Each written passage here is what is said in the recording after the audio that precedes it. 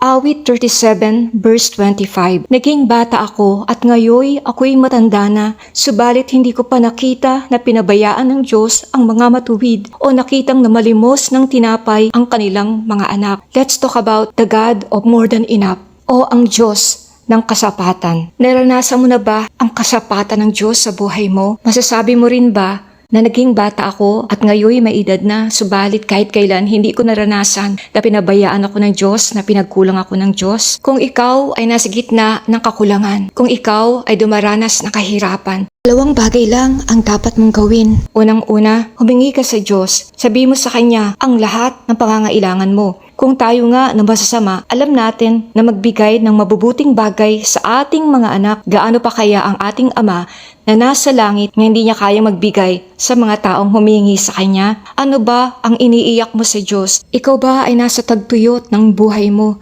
Ask the Father. Humingi ka sa Ama para sa Kanyang provision. Pangalawa, ipaalam mo sa Kanya kung ano ang pangangailangan mo. Huwag ka raw mabagabag, huwag kang mag-alala. Sa bawat sitwasyon, sa pamamagitan ng panalangin at paghingi na may pasasalamat, ihingin mo sa Diyos ang iyong kahilingan. Gusto kitang palakasin. Ang Diyos na tinatawagan mo, ang Diyos na pinaglilingkuran mo ay Diyos ng kasapatan. Walang malaki sa Kanya.